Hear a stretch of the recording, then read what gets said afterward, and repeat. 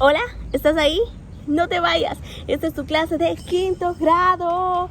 Hoy vamos a tener un tema sorprendente que me gusta mucho, uno de mis libros favoritos de la Biblia, tengo que decir. Y hoy vamos a hablar de Dios usa jueces. Así es, Dios usa jueces, y vamos a estar viendo este libro que es un poco como pesadito, porque habla muchas cosas acerca de la inmoralidad de todo tipo que hizo Israel, de muchas cosas de pecado, pero vamos a ver en medio de todo esto cómo Dios tuvo misericordia de ellos. Y es que hoy vamos a hablar de Jueces 1 y de Jueces 2, y te quiero resumir un poco acerca de lo que vamos a estar contando en este tiempo. Y dice que Jueces 1 hay una causa militar. Yo no sé a cuánto les gusta jugar con los militares, o tienen videojuegos que tienen militares, o no sé, pero dice que hay una victoria incompleta. Dejó de luchar porque estaban cansados de la guerra y no tenían un liderazgo piadoso. No había un gobierno central, sino que cada tribu se gobernaba. ¿Te recuerdas que yo te he mencionado que son 12 tribus?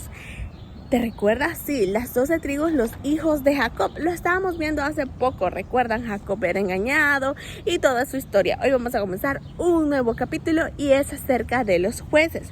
Dice, no había un gobierno central, o sea, no había como la democracia que hoy conocemos, sino que cada tribu hacía como bien le parecía.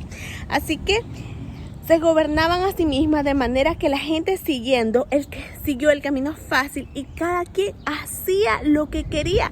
Dice en la Biblia, en Jueces, que la gente hacía tal le parecía. Se imaginan un mundo sin leyes, sin reglas, cada quien haciendo lo que le dé la gana. Pues déjame decirte que eso trajo muy malas consecuencias al pueblo de Israel. Luego dice que Jueces 2 revela la causa espiritual. O sea, hay una causa física que es la militar, y hay una causa espiritual que los tenía así como asediados, fatigados, como ya cansados, como que ya no querían más esta gente porque no habían tenido un buen gobierno, porque las cosas andaban mal, porque el pecado estaba a la orden del día, y ya los israelitas de plano estaban muy cansados. Así que Israel dejó de obedecer a Dios. ¡No! Stop ahí. No podemos nunca dejar de obedecer a Dios, porque imagina lo que pasa cuando dejamos de obedecer a nuestros padres. Si dejas de obedecer a tus padres, muchas cosas pueden andar mal. Ahora imagínate dejar de obedecer a Dios. Eso es algo terrible. Bueno, y después dice, Dios dijo que expulsaran a los cananeos, pero los hijos de Israel establecieron al lado de ellos. ¿Qué pasa? Los cananeos vivían con los israelitas, pero vino Dios y les dijo, no pueden vivir con ellos porque su estilo de vida es muy diferente al que ustedes tienen.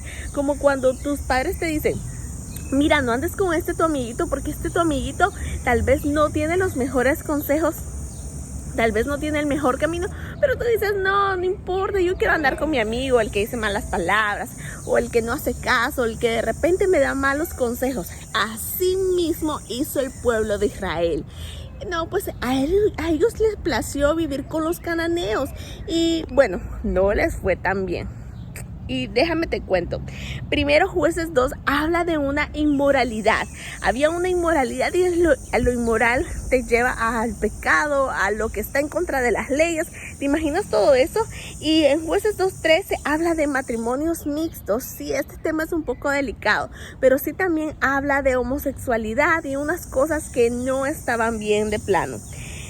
También en Jueces 2:11, Israel hizo lo malo delante de los ojos de Dios. Imagínate, a pesar de que Dios había sido muy bueno con este pueblo, a pesar de que ya habían visto que a sus generaciones anteriores les había dado el maná, que los había sacado de la esclavitud y un montón de cosas, imagínense que ellos habían estado pecando en contra de Dios.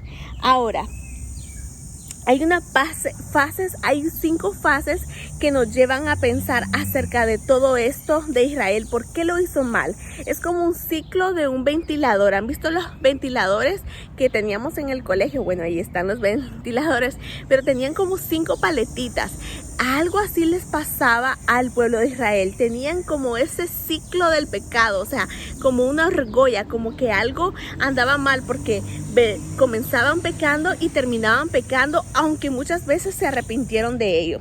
Y la primera fase era la rebelión. Y sí, lo puedes buscar en tu Biblia en Jueces 2 del 11 al 13. La segunda fase era la esclavitud. ¿A quién le gusta vivir siendo esclavo? Pero parece que a los israelitas no les importaba mucho, porque después de la rebelión caían en esclavitud con otros países o ciudades, pero ellos como que ya estaban acostumbrados a esto. El tercero es cuando ya no aguantaban la esclavitud, se arrepentían, pero había un problemita con esto, que no muchos lo hacían de corazón.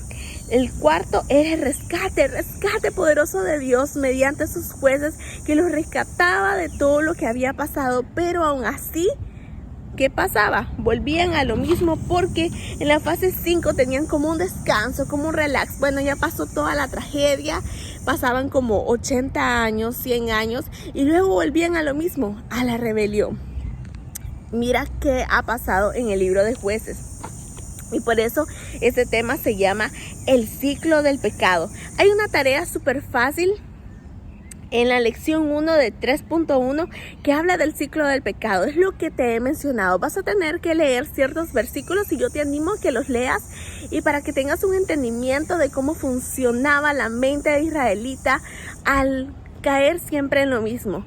Y yo, recuerda, siempre te digo, no vuelvas a caer en algo que te dijeron que no hagas, porque si lo vuelves a hacer, vuelve a ser como una rebeldía, como una rebelión, y nosotros no queremos ser como el pueblo de Israel. Nosotros queremos ser victoriosos en Dios.